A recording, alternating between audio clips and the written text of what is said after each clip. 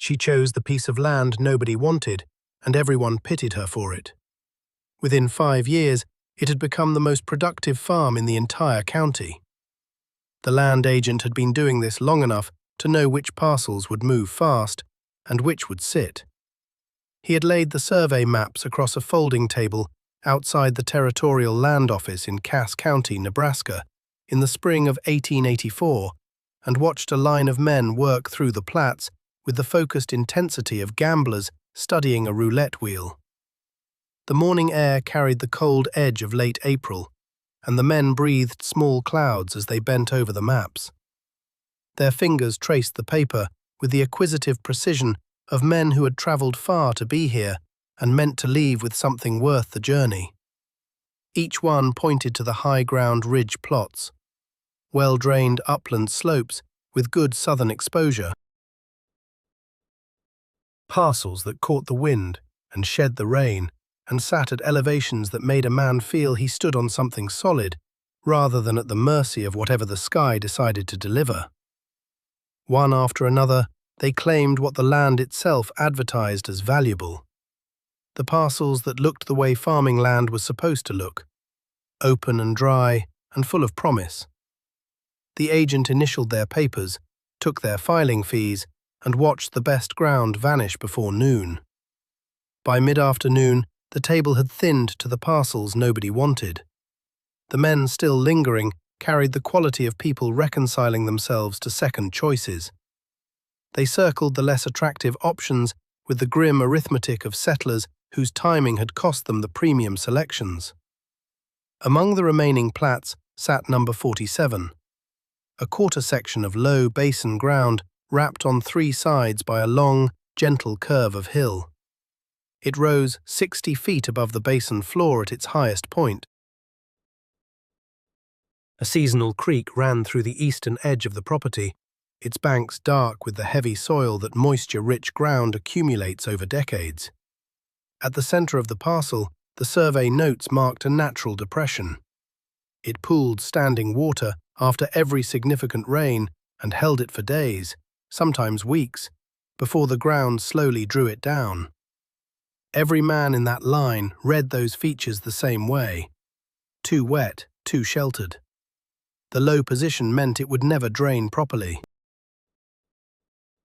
Standing water meant root rot, disease, and fields that couldn't be worked until long after higher ground had already been planted and was pushing through its first growth flush.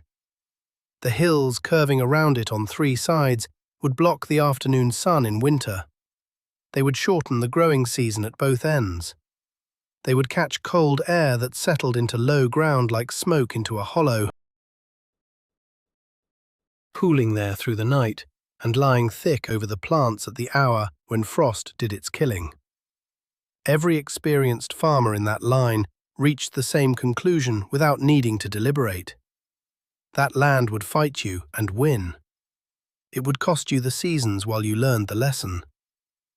The last man to examine Plat 47 was a broad-shouldered Iowan who crouched at the table for 2 full minutes. He studied the contour lines before straightening up, shook his head in the private way of a man who has considered something and found it wanting, walked away without a word. The parcel sat alone on the table in the afternoon light. Then a woman approached. She was 38 years old, medium height, with the kind of hands that had done serious work for 2 decades. She wore a dark wool dress, mended carefully at the sleeves, and a hat that had travelled a long distance from wherever it had been new. She came alone. That itself was unusual enough to draw quiet attention from the men still lingering near the office. She spoke English carefully, with a Hungarian accent that rounded her vowels and gave her sentences a particular, deliberate quality, as though each word was being placed rather than simply spoken. Her name was Erzsébet Varga, though in the months that followed, her neighbours would call her Erzsi, because the full name defeated most of them entirely. She studied the remaining plats for a long time, not with the anxious speed of someone making the best of bad options, with the slow, methodical attention of someone reading a document she needed to understand completely before signing. The land agent, a man named Harlan Pruitt, had been selling frontier parcels for 11 years. He watched her trace the contour lines with one finger. He had learned to read people the way farmers read weather. He knew the difference between confusion and calculation. This woman was calculating. She pointed to Plat 47. Pruitt studied her with something approaching genuine concern. Quote 0, quote, he said. Quote 1, quote 2, quote, she said. She pulled the filing fee from a small cloth purse, counted it out in coins on the table, signed her name in the careful, upright hand of a woman who had taught herself English from books. Harlan Pruitt took her money, initialed her claim, watched her walk toward a wagon loaded with the modest inventory of a woman starting from nothing. He would return to that moment several times over the following years. He would wonder what she had seen in those contour lines that all those experienced men had missed. Erzsébet Varga had come to Cass County by way of Hamburg, Liverpool, New York, and then a train that carried her to the Nebraska prairie with her 12-year-old son, Matthias, and a trunk that held her husband's surveying tools, a Hungarian language almanac, 3 good knives, enough seed to start a garden, and a rolled canvas sack of soil samples she had taken from the best producing fields of her village in Heves County before she left. Her husband, Imre, had died of a lung sickness in the winter of 1882, 14 months before the ship carried his widow and son away from a life that had become unsustainable. Imre had been a careful man, a practical man.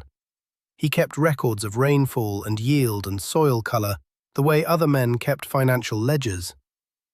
Erzsébet had worked beside him through 12 growing seasons on the Heves County farmland of the Alfold, the great flat plain that stretches across central Hungary like a worn tablecloth over a very large table. The Alfold is not gentle country.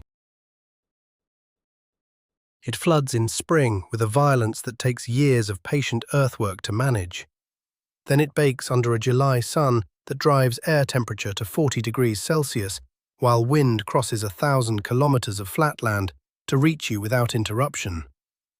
Winter arrives early, stays long, delivers cold air from the Russian steppes with the indifferent consistency of a natural machine. Hungarian farmers had been reading that land for 1,000 years. The knowledge they accumulated existed not in books, but in practice, in the way a man chose his field position relative to the watershed above it, in the way a woman planted the low margins differently from the high beds, in the thousands of small decisions that added up across a growing season to the difference between a family that ate and a family that starved. What the Alfold had taught Erzsébet, and what American settlers in Cass County did not yet understand with the same bone-deep certainty, was that low ground told a different story than its appearance suggested. The places where water pooled and lingered were not failed ground. They were collection points.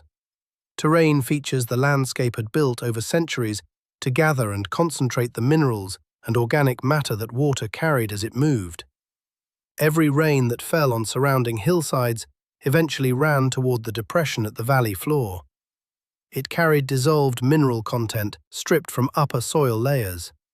It carried suspended particles of the richest organic material that slow water holds until it finally loses energy and lets its burden settle. Over years, decades, centuries, those low basins accumulated the finest silt particles, the richest organic matter, the most concentrated mineral wealth the surrounding landscape produced. The Tisza River basin had taught European farmers this lesson at an extraordinary scale. The flooded bottomlands that drove people off in spring produced the most extraordinary harvests in summer, precisely because the flood had come, deposited what it carried, retreated, left behind a soil of almost impossible fertility. The trick wasn't avoiding low ground. The trick was commanding it, She had studied Plat 47 and recognized something Harlan Pruitt and every man standing in that line had completely overlooked. She read the contour of those hills and understood they would deflect the killing frost winds sweeping across open prairie, not blocking light from her plants, shielding them from that specific cold air movement that destroyed tender crops in May and early September. On exposed high ground, temperatures could plunge 10 degrees below what the sheltered basin held. She noted the creek and grasped that it represented not a flooding problem, but a guaranteed water supply. In a region where drought wasn't a possibility, but a mathematical certainty, where years of adequate rainfall were the exception, where dry years were the system returning to its natural state. And she had studied the dark color of soil marked on those survey notes.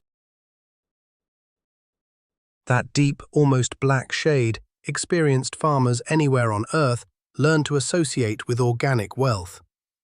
She understood that decades of water-carried sediment had deposited on that basin floor a layer of topsoil so rich in decomposed plant matter, so dense with the remnant mineral capital of 1,000 years of prairie ecology, that neighboring high-ground farmers would spend lifetimes trying to build what she was about to stand on by default.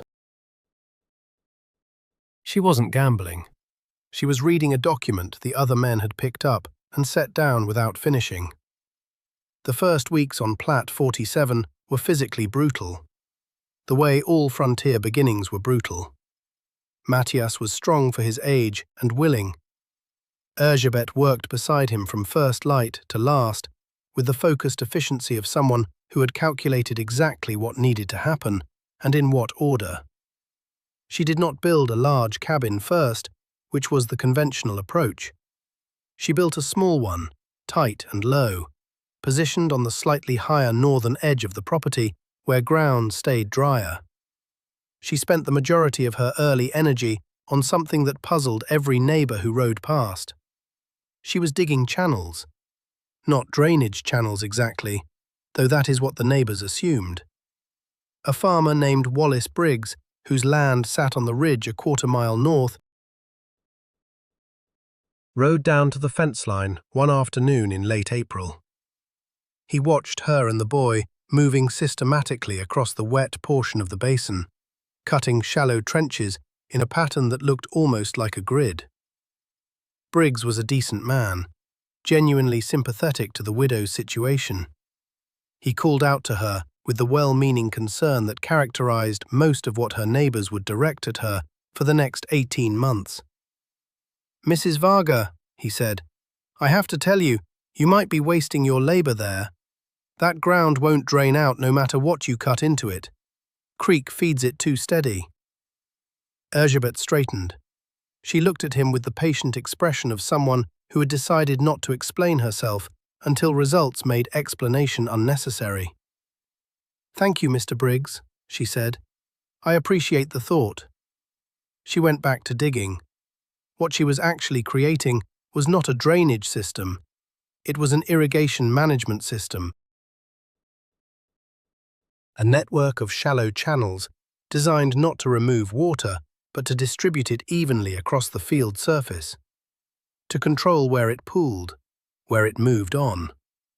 She had studied the natural flow of seasonal flooding carefully during her first 2 weeks on the property, walking the basin in rain and after rain, marking with small stakes where water sat longest and where it moved fastest. She had understood the topography of water as a separate map layered over the topography of land. What she designed with her shovel was a way to make those two maps work together rather than against each other. The concept was not mysterious. Hungarian bottomland farmers had been managing seasonal flooding with earthwork channels since the reign of the Habsburgs. Before them, the Ottomans, who had farmed the Alfold, understood water distribution in ways that made a Nebraska creek seem like a manageable problem rather than a catastrophic one. Erzsébet was not innovating. She was transplanting knowledge from a farming tradition that had spent 4 centuries refining these exact techniques, dropping it into a landscape where every settler around her still treated wet ground as proof the land itself was their enemy. 3 weeks. That's how long the channel system took to finish. By then, the standing water in the basin had organized itself into defined pools, with defined dry paths running between them. She began planting. Her seed choices confused people too. Corn went onto the slightly raised beds between her channels, where drainage protected the roots from drowning. But she planted it denser than anyone locally would dare. The soil beneath those beds carried so much nitrogen-bearing organic matter that conventional spacing assumptions simply didn't hold. On the wet margins, where water still crept through slowly, she put in a Hungarian variety of millet she'd carried from home. A variety bred across generations for precisely this kind of soggy, mineral-rich margin soil. Willows went along the creek edge for erosion control. In the shallow depression at the basin's center, where standing water lingered longest, she planted nothing at all that first season. She let the natural plant community establish itself, a moisture indicator system she could read the following spring. Wallace Briggs rode past twice more in May. Each time he stopped to observe with polite bewilderment. His own fields on the high ground looked tidy, conventional. His neighbors on similar ridge parcels followed similar practices. They compared notes at church on Sunday mornings, planting dates, seed varieties, what the weather almanac predicted for summer rainfall. They farmed according to shared assumptions. A collectively agreed-upon set of rules that had been adequate, more or less, for moderate seasons. What none of them had done was build a farm specifically engineered to perform better as conditions grew more extreme. By July of 1884, Erzsébet's corn stood 12 inches taller than the ridge-ground corn across the fence line. So unexpected that Briggs actually dismounted, walked to the fence, measured it with his eye against the posts, as though his first estimate had to be wrong. It was not wrong. The corn was extraordinary. Stalks thick at the base, the kind of thickness that signals deep root penetration into rich soil. The color, a dark, saturated green that spoke of nitrogen availability, most farmers could only achieve by spreading manure at rates that exhausted their livestock's winter production. The explanation was elemental. That basin's soil had been receiving mineral and organic runoff from the surrounding hills for as long as those hills had existed. Every rain event was a small deposit into an account accumulating for millennia. When Erzsébet's corn roots drove downward through that topsoil, they hit conditions so favorable, the plant simply did what plants do in ideal conditions. They grew with extraordinary speed and density. She had added nothing. She had simply been the first person to plant something in ground that had been preparing for a very long time to grow it. The millet at the wet margins performed equally well. It anchored the channel edges against erosion and put on grain weight at a rate Erzsébet watched with quiet satisfaction. She made notes in the small leather ledger she kept on the same principle her late husband Imre had kept his, because numbers were honest in a way that memory was not. The neighbor's response moved through predictable stages. First, comfortable dismissal. Beginner's luck. A wet spring that benefited low ground specifically this year. Second, cautious re-evaluation as harvest came in. Erzsébet's corn yield that first season was 43 bushels per acre. The ridge ground average in Cass County that year was 26. Wallace Briggs came in at 28. A farmer named Delbert Sums, whose land sat on the best upland parcel in the township, hit 31 and thought he'd done well. When the county yield figures circulated through the local paper in late October, Erzsébet Varga's Basin Farm sat at the top of the list. The name meant nothing to most readers. Nobody had thought to pay close attention to the Hungarian widow on the wet ground. Within the immediate neighborhood, though, it was noticed. The church gathering that November carried a particular quality of observation when Elizabeth attended. People watched her more carefully than before, the way you watch someone who has turned out to better at something than they appeared. The sympathy that had characterized her neighbors' attitudes shifted slightly. Not to respect, exactly, not yet, but to the particular attention you give a thing you cannot fully understand but can no longer dismiss. She bought 2 milk cows with her harvest profits, a young draft horse that would give her more cultivation capacity the following spring. She expanded her channel system over the winter months, adding a secondary network of shallow ditches along the outer margins of the basin to capture more hillside runoff and direct it toward the fields rather than letting it sheet off into the creek. She worked on these during grey December afternoons. Matthias did his schoolwork at the kitchen table inside. She studied the land in winter with the same systematic attention she had given it in spring, learning how the frozen surface moved, where the snow drifted, which slopes channeled meltwater toward her fields when March arrived. There was a loneliness to those winter months she did not record in her ledger because the ledger was for numbers. But she felt it, the specific loneliness of a woman doing serious intellectual work in complete social isolation, surrounded by people who lacked the framework to evaluate what she was doing. Her English was improving steadily. Matthias was making friends at the county school and losing his Hungarian accent in the rapid way children absorb new languages. She read the agricultural bulletins that arrived periodically from the land-grant college in Lincoln, found in them the same principles she already knew from Hungarian farming tradition, expressed in the different vocabulary of American scientific agriculture. It was useful to have the language. It meant she could explain herself in terms her neighbors might credit. The second growing season deepened everything the first had suggested. Elizabeth had expanded her corn acreage and added a new element that raised eyebrows all over again. She planted a significant portion of her basin in truck garden vegetables for the market in the county seat. Tomatoes, cabbages, onions, and a sprawling patch of Hungarian paprika peppers that nobody in Cass County had seen grown before. She dried them and sold them to a German grocer in town who recognized their value and paid her a price representing 3 times what equivalent space in corn would have yielded. The truck garden worked for a reason that was becoming clearer to anyone paying close attention. Vegetables need consistent moisture at a level that upland farmers in Nebraska struggle to achieve. The thin prairie topsoil over the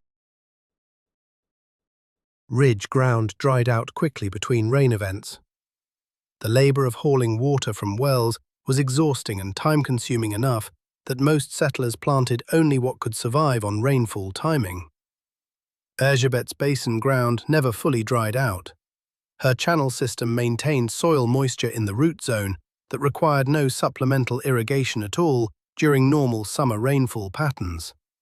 The ground itself held water from the previous rain and released it slowly upward through capillary action into the root zone, exactly the way a sponge releases water when pressed from below. She was farming with a natural irrigation system that nobody else in the county possessed, and she had not built it. She had simply recognized it. Wallace Briggs lost a third of his corn to a 3-week dry stretch in July. His soil, thin over the ridge clay, had simply run out of available moisture during the gap between rain events. His roots hit the hard-pan clay layer at 14 inches and found nothing to work with below it. Elizabeth's corn roots drove through 30 inches of rich, organic basin soil, found water at every level they reached, produced without interruption through the same dry period. Her corn stood tall and dark through July, while the ridge ground yellowed and stiffened and reduced itself to the stoic minimum that shallow soil farming always produced under stress. By harvest of 1885, the numbers were impossible to dismiss with any honesty. 47 bushels per acre on the corn. The truck garden pulled in enough cash to buy a second draft horse, a proper plough, and 80 additional feet of fencing.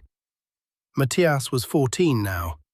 He had become a capable farmer's son in that practical way of boys who grow up working, his hands already knowing what his brain was still learning to name. He had started to grasp what his mother was doing, not just as physical labor, as a system. The way the channels connected to the field beds, connected to the soil depth, connected to the yield. All of it one integrated design rather than a collection of separate tasks. At the county fair that September, Erzsébet entered samples of her corn and 3 varieties of vegetables. She took first in corn yield per acre. By a margin, the judging committee discussed privately before posting results. The numbers seemed implausible to men who had been farming Cass County for a decade. She took first in tomato quality. The paprika peppers had no competitive category, so they sat displayed at the Hungarian women's booth. They drew a steady stream of curious visitors who had never seen that particular deep red dried pepper in person. People wanted to know what she was doing with them, whether she'd have more next year. She said she would have more next year. She said it with the calm certainty of someone whose relationship with her land had moved past hope into expectation. The third year was the year the county understood what it had been witnessing. The summer of 1886 brought a drought. It started in June and held its grip through August with the pitiless consistency of a Nebraska weather system that has decided to make a point. No drama in its arrival. The rains that should have come in the second week of June simply did not come. The rains that should have followed a week later also did not come. By the end of the month, the prairie had taken on that particular quality of suppressed alarm that farming communities know. When the sky is not performing as expected. Talk at the general store shifted to weather, the way conversations always shift to the one subject that cannot be controlled, as though speaking of it might summon a corrective response. Rainfall across the county dropped to less than a third of the seasonal average. Creeks shrank to trickles, then to dry, sandy beds cracking along their margins as moisture abandoned the banks.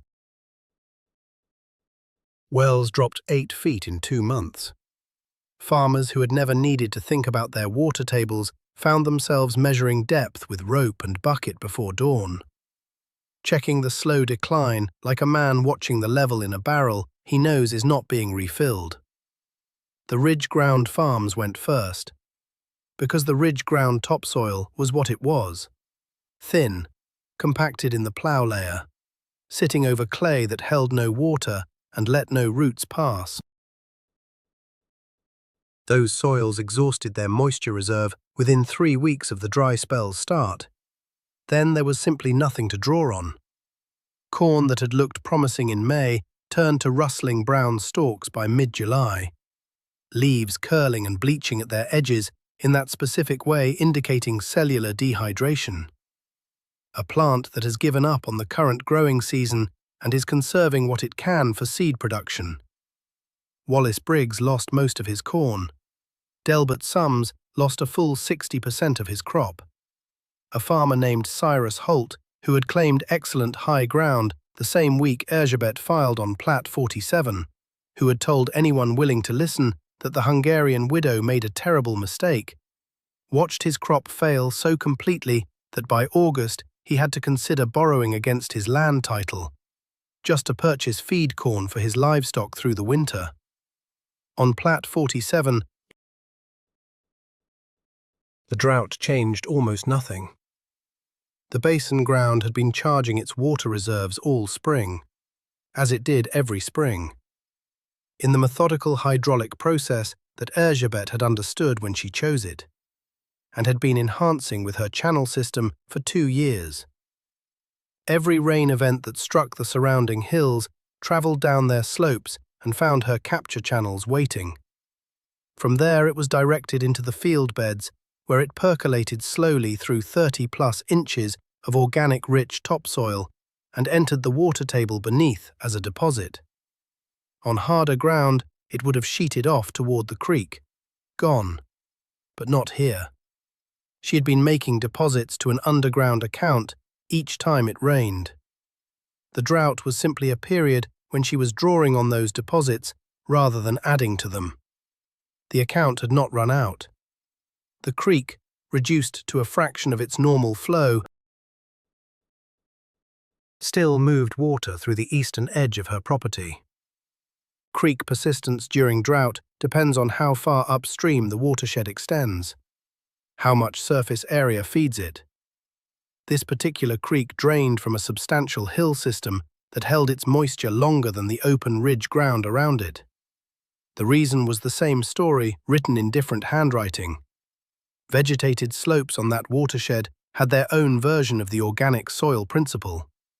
Roots and leaf litter and years of biological activity had built a ground that released water slowly, rather than surrendering it all at once.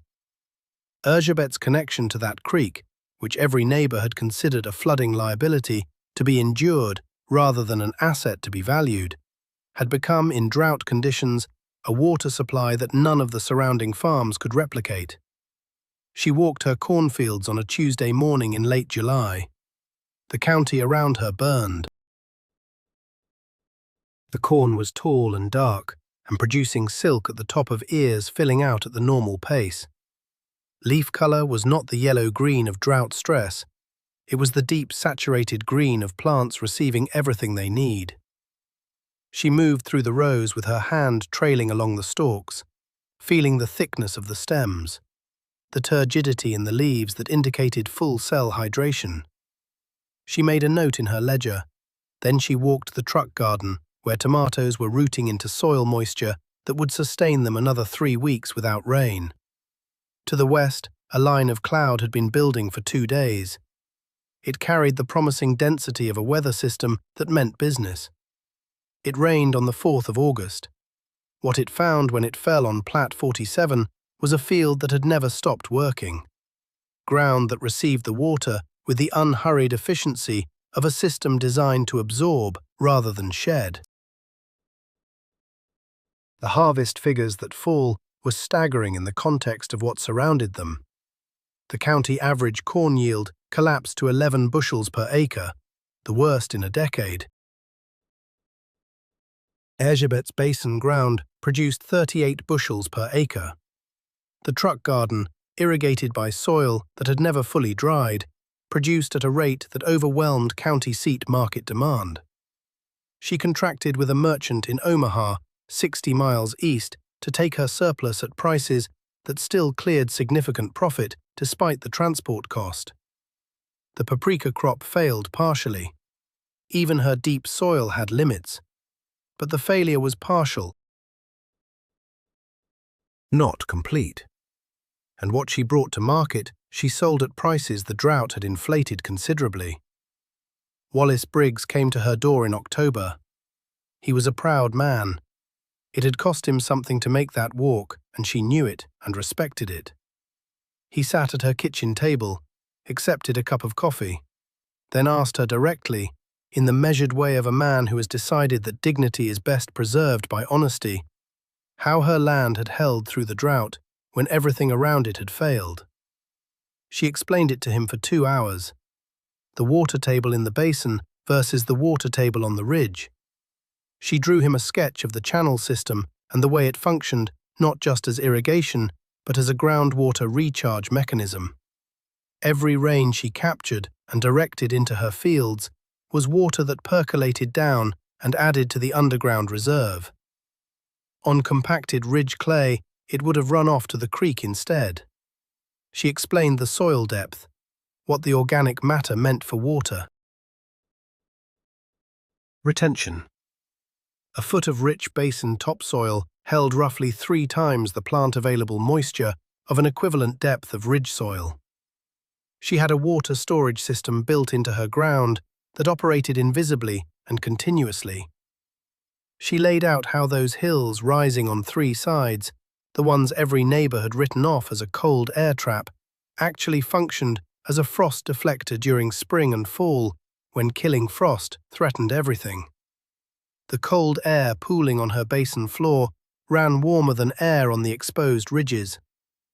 Those surrounding slopes blocked wind-driven cold. They let the ground radiate its stored daytime heat back upward through the night. Briggs listened. He was a man capable of learning. That was why he had ridden to her door instead of staying home with his pride intact. When she finished, he sat quiet for a moment. Then he said, Quote 7. Quote 8, she said. Quote 9. He asked what he could do differently. She told him honestly and without cruelty. His ridge ground was what it was.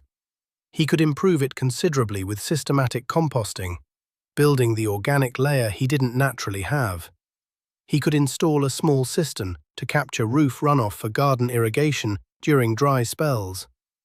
The first improvement would take 10 years, the second could be built in a week. He thanked her and left.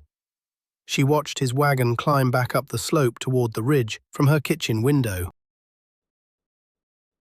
She thought about the particular education that comes only from watching your neighbor's farm succeed while yours has struggled. The 4th and 5th years were the completion of a proof requiring no further argument, only documentation.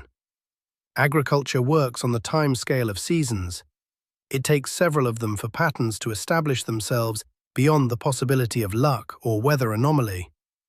A single good year on wet ground means nothing. 2 good years mean something. 3 consecutive years against the same community reference point, the drought year especially, begins to mean something that cannot be comfortably attributed to fortune. By the time Erzsébet's 4th growing season was underway, the pattern on Plat 47 had become undeniable to every farmer within observation range. This was not a lucky piece of ground. This was a managed system operating according to principles its owner understood and her neighbors were only beginning to grasp. A system with the particular durability of designs that work with natural processes rather than against them. She had expanded her operation steadily. Each preceding year's profits funded the next year's growth. By spring of 1887, she had 4 draft horses, a proper 2-bottom plough, a hired hand named Joseph Nemeth, who had arrived from Hungary the previous autumn, carrying letters of introduction from a cousin of hers in Heves County, and a willingness to work that matched her own. Joseph was 22. He understood Hungarian farming methods as practical reality rather than theory. His presence allowed her to double the cultivated acreage of Plat 47. Matthias, now 15, and shouldering more of the skilled tasks, managed the market garden under his mother's instruction. The milk cows had grown into a small dairy operation. The basin's consistently moist pasture grass, staying green longer into dry seasons than any upland pasture in the county, supported a herd of 6 cows by 1887.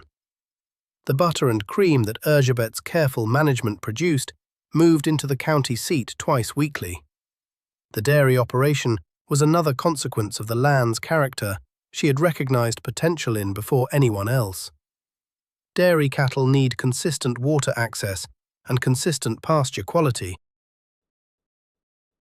Precisely what the basin's natural hydrology provided. Precisely what ridge ground farmers struggled to maintain during dry summers. By the summer of 1887, neighboring farmers had begun visiting the property, not with sympathy or curiosity or even competitive anxiety, with the specific purposeful attention of students who have finally accepted they have something to learn. Cyrus Holt, who had watched his own farm fail in the drought of the previous year while Erzsébet's flourished, arrived with his teenage son.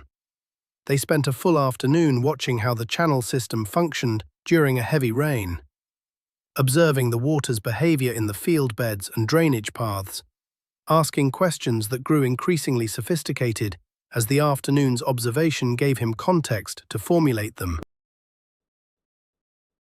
Erzsébet fielded Holt's questions with the same unhurried precision she had offered Briggs the previous October. She had no reason to hide what she knew. The land surrounding hers belonged to other people. Their fortunes did not touch her own. What she had constructed on Plat 47 was married to Plat 47's hydrology. The broader principles she shared with neighbors could not replicate themselves without the specific terrain her basin provided. She could be generous because geography itself was her shield, the protection other farmers chased through silence. In late summer of 1887, the County Agricultural Extension Office dispatched a representative to Plat 47. His name was Leonard Coley, a young man, a degree in scientific agriculture from Lincoln, a notebook he never set down. He spent 2 full days on the property, measuring soil depth at various points, collecting samples, tracing the channel system on foot, walking the perimeter to map the relationship between basin and surrounding hills. He asked Erzsébet precise, technical questions. She answered in language absorbed from agricultural bulletins and from the dictionary she consulted methodically, expanding her English into the domain where she needed it most. Coley produced a report for the Extension Office. An abbreviated version appeared in the County Agricultural Bulletin the following spring. It rendered the Basin Farm's performance in numbers farming community could not wave away. A 5-year average yield of 41 bushels per acre on corn. County average, 24. Drought year differential, 38 to 11. Total gross income from the property in 1887 placed it among the top 5 producing farms in the county by revenue per improved acre. His report attributed the results to soil depth and organic content, natural water retention,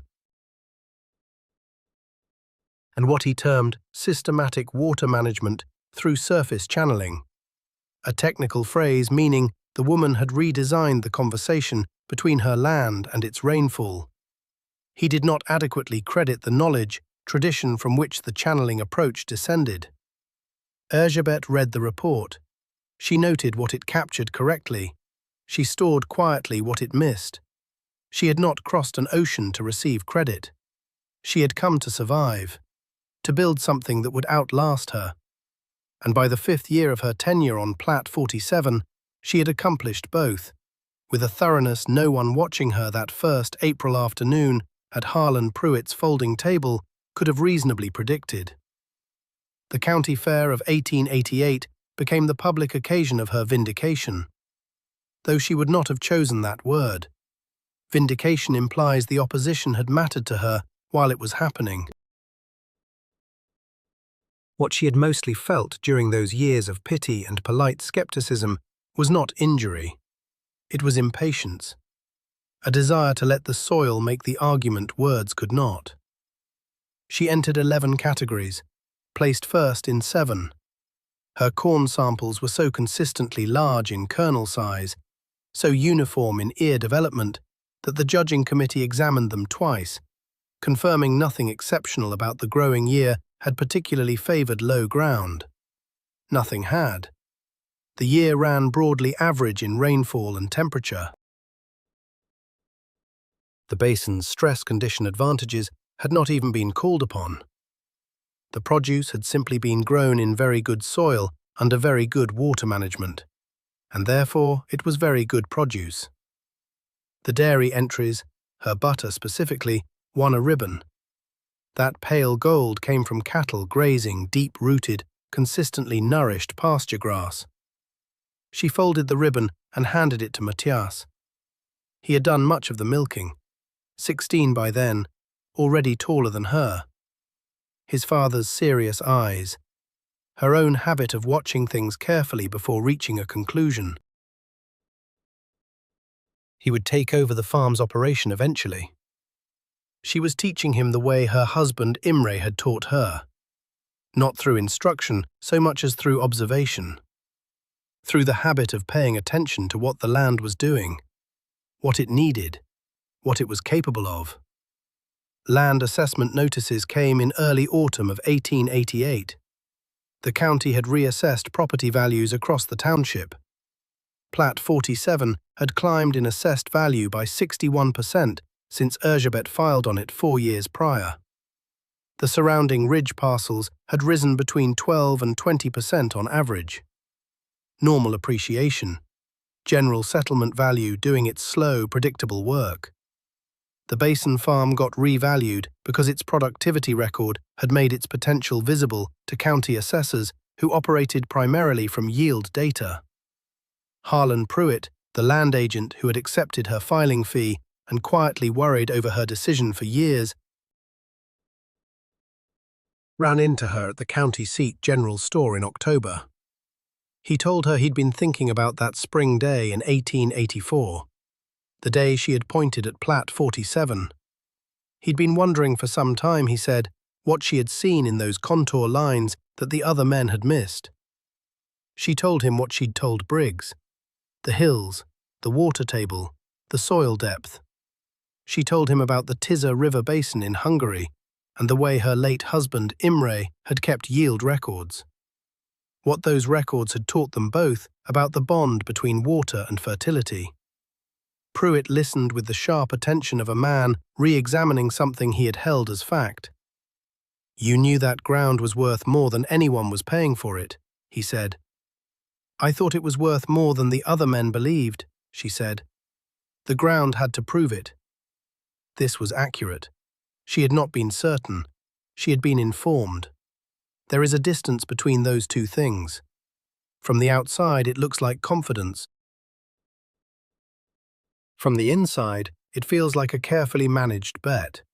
The kind of wager a person makes when they have done enough calculation to believe the odds favor them. But not so much calculation that they have confused probability with guarantee. She had staked her family's survival on an assessment of ground that every experienced male farmer in the territory had rejected, and she had been right. But right for reasons that were knowable in advance, not discoverable only in retrospect. That was the distinction she tried to explain to the women at the Grange meeting the following spring. The organization had extended her membership after several years of watching the numbers. They had finally decided the Hungarian widow on the basin ground understood farming well enough to earn a seat where county agricultural strategy was discussed. She was the only woman at that meeting, the only immigrant by birth. She sat in a wooden chair at the back of the hall and listened to men discuss land prices, crop rotation, water access, until the floor opened for comment. Then she stood.